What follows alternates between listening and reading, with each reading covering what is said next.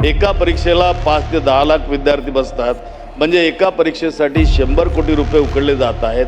हे भरती केंद्र आहे की नफेखोरीचे केंद्र आहे? हा खर्च सरकार स्वतः का सोसत नाही? जर प्रत्येक परीक्षेचे शुल्क 1000 रुपये असेल तर केवळ फॉर्म भरण्यासाठी एका कुटुंबाला 6000 ते 7000 रुपये मोजावे लागतात, जे ग्रामीण भागातील शेतकरी कुटुंबासाठी अशक्य. अध्यक्ष महोदय, राज्याच्या तिजोरीतून हजारो कोटीच्या जाहिराती आणि इव्हेंट्सवर खर्च करणाऱ्या या सरकारला गोरगरीब विद्यार्थ्यांच्या परीक्षेसाठी लागणारा खर्च उचलणे जड जात आहे का? अध्यक्ष महोदय, नोकरी भरती प्रक्रिया ही पारदर्शकच झाली पाहिजेत. आमचं म्हणणं नाही आहे की त्याच्यामध्ये पारदर्शकता ठेवू नका. ही पारदर्शकच झाली पाहिजे, जेणेकरून कुठलाही भ्रष्टाचार त्या ठिकाणी होणार नाही. परंतु अध्यक्ष महोदय, माझं एकच म्हणणं आहे, परीक्षा शुल्क जे आहे ते 50% आपण त्या ठिकाणी परीक्षा शुल्क 50% मध्ये आपण कमी करणार आहात का? आणि जो काही हा ट्रान्सपरन्सीसाठी तुम्ही जो काही खर्च करत आहात कंपन्यांकडनं, तर त्याच्यामध्ये सरकार म्हणून यांची काही सूट त्या ठिकाणी देणार आहात का? अध्यक्ष महोदय, अतिशय महत्त्वाच्या विषयाकडे सन्माननीय सदस्य श्वेताताई महाले यांनी लक्षवेधी लावली आणि त्याच्यामध्ये तो संपूर्ण विषय मांडताना काही अपेक्षा आणि 2 प्रश्न त्यांनी उपस्थित केले आहेत. अध्यक्ष महोदय, खरं आहे की भारतीय संविधानात अपेक्षित असल्या पद्धतीने सर्वांना समान संधी आणि संधीची समानता या दोन्ही गोष्टी देणं आवश्यक आहे.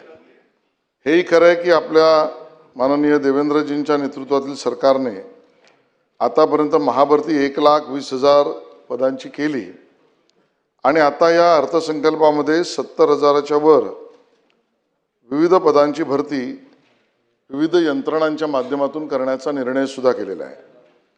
अध्यक्ष महोदय, आपला प्रयत्न असतो की या पारदर्शक पद्धतीनेच, सुलभतेने आणि पारदर्शक पद्धतीने ह्या पदभरती परीक्षा व्हाव्यात.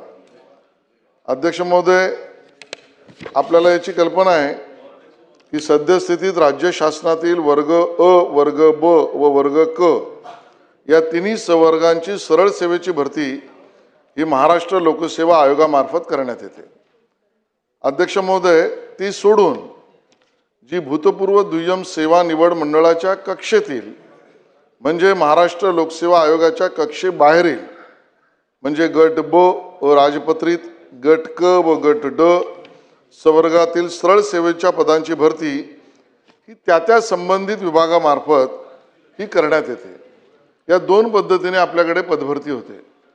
यातला जो दुसरा भाग आहे त्या संबंधित विभागात मार्फत या महाराष्ट्र लोकसेवा आयोगाच्या कक्षेबाहेरील ज्या पदभरती आहेत त्या आपल्या शासन निर्णयानुसार TCS व ION, Tata consultancy services limited व IBPS यांच्या माध्यमातून राबवण्यात येते. अध्यक्ष महोदय, 2022चा 21 नोव्हेंबरचा आपला GR आहे. त्या पद्धतीने या परीक्षा या 2 वेगवेगळ्या एजन्सीच्या यंत्रणांच्या माध्यमातून घेण्यात येतात. अध्यक्ष महोदय, आपण परीक्षा शुल्क का लावतो? तर यामागचा आपला हेतू काही तिथून आमदनी इन्कम कमवण्याचा मुद्दा नाही आहे, तर त्या सुलभतेने आणि पारदर्शकतेने झाल्या पाहिजे, ज्याचा आग्रह श्वेताताईंनी पण केला.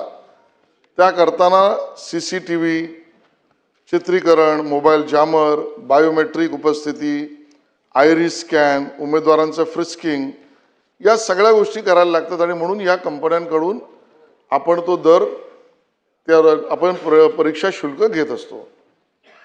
अध्यक्ष महोदय, ज्यावेळेला हे लक्षात आलं की या 2 वेगवेगळ्या यंत्रणा विविध दर लावतात, त्यावेळेला दरांची सुसूत्रता झाली पाहिजे. परीक्षा एकाच विभागाच्या किंवा अन्य विभागाच्या एकाच पदाच्या विविध यंत्रणांनी घेतल्यानंतर जर दरात सुसूत्रता नसेल तर ते बरोबर नाही. म्हणून आपण 14 फेब्रुवारी 2023ला त्या सुसूत्रतेचा दोन्ही यंत्रणांचा एकच दर आपण निर्णय केला आणि ज्यामध्ये 1000 रुपये आकारणी आणि 10% आपल्या राखीव प्रवर्गासाठी सवलत असा आपण निर्णय केला. अध्यक्ष महोदय, सन्माननीय सदस्यांनी जो महत्त्वाचा विषय इथे उपस्थित केला आणि त्यामध्ये कल्पना हे केली की आमच्या मुलांना आणि विशेषतः समान संधी यामध्ये अनुसूचित जाती, जमाती, विमुक्त जमाती, भटक्या जमाती, अ, ब, क, ड व इतर मागासवर्ग प्रवर्ग आणि विशेष मागासवर्ग प्रवर्गाच्या सुशिक्षित बेरोजगारांना संधी जास्त उपलब्ध व्हावी म्हणून काही उपाययोजना केल्या पाहिजे. त्यातला एक उपाय त्यांनी सांगितला, 50% सवलत करा. मला सांगायला या ठिकाणी आनंद होतोय की महाराष्ट्र सरकारने एक अतिशय मूलभूत आणि महत्त्वाचा निर्णय घेतला आणि तो मूलभूत आणि महत्त्वाचा निर्णय हा घेतला की आता आपण राज्य शासनाच्या सेवेतील महाराष्ट्र लोकसेवा आयोगाच्या कक्षेबाहेरील गट ब अराजपत्रित व गट क वाहन चालक वगळून संवर्गातील सर्व पदे सरळ सेवेने टप्प्याटप्प्याने महाराष्ट्र लोकसेवा आयोगामार्फतच करण्यात येईल. हा निर्णय पहिला घेतला आपण.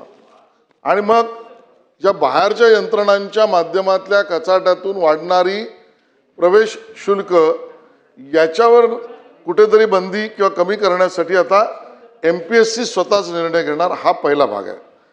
दुसरं लक्षात असं आलं की विविध यंत्रणा त्या ठिकाणची पदं, ती विविध यंत्रणातली काही पदं समान असतात पण यंत्रणांच्या एक्झाम्स वेगवेगळ्या होतात. मग एका पात्र परीक्षार्थीला समजा त्याने टायपिस्ट म्हणून एक्झाम द्यायची ठरवली तर एका विभागाची परीक्षा वेगळी, दुसऱ्या विभागाची त्याच टायपिस्टला परीक्षा वेगळी.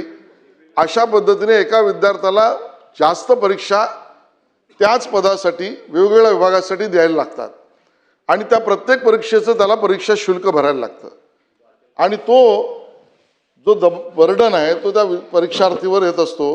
आणि म्हणून दुसरा महत्त्वाचा आणि मोठा निर्णय केला आपण तो म्हणजे परीक्षांचं सुसूत्रीकरण केलं, म्हणजे एक्झाम रॅशनलायझेशन केलं. त्यामुळे एक पद विविध विभागात असलं तरी त्या रॅशनलायझेशनमध्ये त्याला आता जास्तीच्या परीक्षा द्यायची गरज नाही, म्हणजे जास्तीचं परीक्षांचं शुल्क हे त्याला द्यायची गरज नाही. ही आपण मोठा निर्णय करून ती सूट दिली. तिसरं आपण केलं ते म्हणजे सध्याच्या संवर्गांचं वर्गीकरण केलं, म्हणजे कॅडरचं पण रॅशनलायझेशन केलं. म्हणजे एकाच कॅडरमध्ये जास्ती पदं आणून कॅडर बकेटिंग केलं आपण. भारतीय संविधान सर्वांना समान संधी देते, संधीची समानता देत असते. तर अशा वेळेला आर्थिक वास्तव्य जे आहे ते समजून घेणं अत्यंत महत्त्वाचं आहे. अध्यक्ष महोदय, एका उमेदवाराला वर्षाला 5-6 परीक्षा द्याव्या लागतात. जर प्रत्येक परीक्षेचे शुल्क 1000 रुपये असेल तर केवळ फॉर्म भरण्यासाठी एका कुटुंबाला 6000 ते 7000 रुपये मोजावे लागतात, जे ग्रामीण भागातील शेतकरी कुटुंबासाठी अशक्य. अध्यक्ष महोदय, अध्यक्ष महोदय, या ठिकाणी त्यांनी सांगितलं की शुल्क आम्ही का घेतो. CCTV, बायोमेट्रिक्स आणि बाकीच्या ज्या गोष्टी असतात त्याचा खर्च जो असतो त्याला. पण मला या ठिकाणी अध्यक्ष महोदय विचारायचं आहे की टाटा आणि IBPS या कंपन्यांच्या सुविधांमुळे हा खर्च वाढला आहे असा जर आपण म्हणत असाल तर मग माझा प्रश्न असा आहे की राज्याच्या तिजोरीतून हजारो कोटीच्या जाहिराती आणि इव्हेंट्सवर खर्च करणाऱ्या या सरकारला गोरगरीब विद्यार्थ्यांच्या परीक्षेसाठी लागणारा खर्च उचलणे जड जात आहे का, हा एक प्रश्न आहे. CCTV, बायोमेट्रिक आणि जॅमर या सिक्युरिटी सुविधांची जबाबदारी ही प्रशासनाची आहे की आर्थिक विवंचनेत असलेल्या विद्यार्थ्यांची हा खर्च सरकार स्वतः का सोसत नाही, हा माझा पहिला प्रश्न आहे. अध्यक्ष महोदय, दुसरा प्रश्न या ठिकाणी आहे की खुल्या प्रवर्गासाठी 1000 रुपये शुल्क असताना मागासवर्गीय प्रवर्गाला केवळ 10% सवलत देणे ही क्रूर थट्टा. अध्यक्ष महोदय, केंद्राच्याच बँकिंग परीक्षांमध्ये मागासवर्गीय विद्यार्थ्यांना मोठी सवलत मिळते आणि मी आपल्या माहितीसाठी सांगतो अध्यक्ष महोदय की हरियाणा आणि इतर काही राज्यांमध्ये महिला आणि मागासवर्गीयांसाठी परीक्षा शुल्क अत्यंत नाममात्र 50% नाही, नाममात्र किंवा मोफत आहे. हे सुद्धा आपण लक्षात घेतलं पाहिजे. यामुळं महाराष्ट्र शासन सामाजिक न्यायाचा अर्थ विसरलं आहे का अध्यक्ष महोदय. मागास प्रवर्गातील उमेदवारासाठी हे शुल्क किमान जे 50% कमी करण्याची सूचना या ठिकाणी श्वेताताईंनी या ठिकाणी केली आहे त्याचं आपण घोषणा करणार का. आणि तिसरा शेवटचा माझा प्रश्न अध्यक्ष महोदय की खाजगी कंपन्या प्रत्येक उमेदवारांकडनं थोडासा सरकारी नोकऱ्यांच्या बाहेरचा, कारण नोकऱ्याच नाही आहे तिकडं, तर खाजगीकडे जातात, हजारो रुपये शुल्क आकारत आहेत। एका परीक्षेला 5 ते 10 लाख विद्यार्थी बसतात, म्हणजे एका परीक्षेसाठी 100 कोटी रुपये उकळले जात आहेत। हे भरती केंद्र आहे की नफेखोरीचे केंद्र आहे? जर या कंपन्यांचे दर वेगवेगळे असतील तर सरकारनं कॅपिंग का लावले नाही आणि सुशिक्षित बेरोजगारांच्या हतबलतेचा फायदा घेऊन खाजगी कंपन्यांचे खिसे भरण्याचे धोरण शासन त्वरित रद्द करणार आहे का? हा शेवटचा माझा प्रश्न आहे अध्यक्ष महोदय। अध्यक्ष महोदय, खरं तर पहिल्या प्रश्नाचं उत्तर मी अगदी डिटेलमध्ये दिलं की समान संधी या विषयाला धरूनच, ज्याचं उदाहरण सन्माननीय सदस्य नितीन राऊत साहेबांनी दिलं आणि त्याचा उल्लेख श्वेताताईंनी सुद्धा केला होता की एका उमेदवाराला, परीक्षार्थीला जास्त परीक्षा द्याव्या लागतात, जास्त वेळा द्यायला लागतात आणि म्हणून आपण परीक्षांचं रॅशनलायझेशन केलं, केडरचं बकेटिंग केलं, सेवा सुधारणांच्या नियमांचं सुसूत्रीकरण केलं आणि सगळ्यात ज्याचा उल्लेख केला 2 कंपन्यांच्या माध्यमातून ज्या एक्झाम MPSC क्षेत्र वगळीच्या होत्या त्या काढून शासन निर्णय करून MPSCच त्या परीक्षा घेणार हा निर्णय केला। त्यामुळे याच्यात सर्वात तुमच्या प्रश्नाचं उत्तर त्या ठिकाणी आलेलं आहे।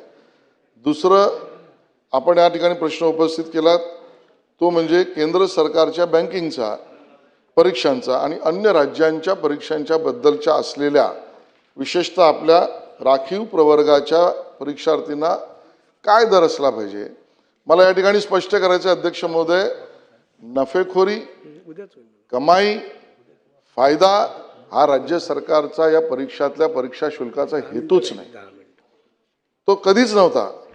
ज्यावेळेला तिथले तुम्ही बसणाऱ्यांचं सरकार होतं किंवा इथे आपण बसणाऱ्यांचं असूच शकत नाही, त्यामधला फक्त उत्तरामध्ये निर्णय हा उत्तरामध्ये स्पष्टीकरण हे दिलं की ती शुल्क फी काय आणि ती शुल्क फी सुद्धा 2 यंत्रणांची वेगवेगळी होती, ती सुसूत्रीकरण का केलं आणि त्यात सूट कशी दिली हा त्याच्यातला उल्लेख आहे।